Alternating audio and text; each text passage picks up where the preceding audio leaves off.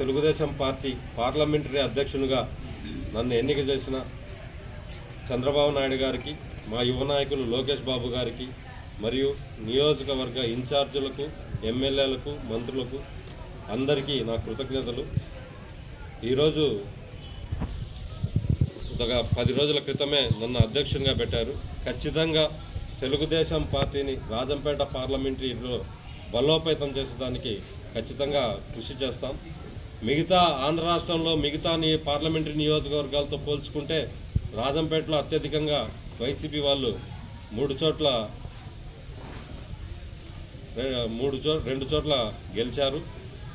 రాబోయే స్థానిక సంస్థల ఎన్నికల్లో పూర్తిగా అన్ని సర్పంచులు కానీ, ఎంపీటీసీలు కానీ, జెడ్పీటీసీలు తెలుగుదేశం పార్టీని గెలిపించే విధంగా కార్యకర్తలను కానీ, క్యాడర్ను కానీ ప్రిపేర్ చేసి ఇన్ఛార్జీలతో, ఎమ్మెల్యేలతో, మినిస్టర్ గారితో సమన్వయంతో పనిచేసి అందరినీ కలుపుకొని ఖచ్చితంగా తెలుగుదేశం పార్టీని స్థానిక సంస్థలకు రాజంపేట పార్లమెంటులో 100% విజయం సాధించే విధంగా మేము ముందుకు పోతాం. అలాగే 2019, 2024లో ఎవరైతే పార్టీ కోసం కష్టపడి అండగా నిలబడిన ప్రతి ఒక్క కార్యకర్తను గుర్తుపెట్టుకొని ఖచ్చితంగా స్థానిక సంస్థలలో అయితే ఏమి, పార్టీ పదవుల్లో అయితే ఏమి, ప్రభుత్వ పదవుల్లో అయితే ఏమి ఖచ్చితంగా వాళ్ళకు అవకాశం ఇచ్చే విధంగా పార్టీ నిర్ణయాలు తీసుకుంటుంది.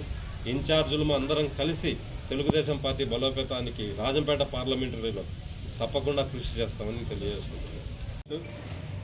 రవాణా శాఖ మంత్రి రాంప్రసాద్ రెడ్డి గారు ఆల్రెడీ తీసుకొని వెళ్ళారు. నేను కూడా ముఖ్యమంత్రి గారి దృష్టికి, ఇప్పుడు వెళ్ళి మళ్ళీ లోకేష్ గారి దృష్టికి, కూటమి ప్రభుత్వం దృష్టికి తీసుకెళ్తాం. రాయచోటి ప్రజలు నిజంగానే చాలా బాధాకరం. అయినా కూడా విధి లేని పరిస్థితుల్లో మిగతా నియోజకవర్గ నాయకులు కానీ, ప్రజలు కానీ రాయచోటి జిల్లా మాకు అనుకూలంగా లేదు అని ఎక్కువ ప్రభుత్వం మీద ప్రజలు పెడితే విధి లేని పరిస్థితుల్లో చేయాల్సిన పరిస్థితి వచ్చింది. ఖచ్చితంగా ముఖ్యమంత్రి గారి దృష్టికి తీసుకెళ్తాం. రాయచోటి అభివృద్ధికి ఖచ్చితంగా మేము కృషి చేస్తామని మీకు పత్రికాముఖంగా తెలియజేస్తున్నాం. కడప జిల్లాలోని మరిన్ని వార్తా విశేషాల అప్డేట్స్ కోసం మా SCN న్యూస్ ఛానల్ను తప్పకుండా చూడండి.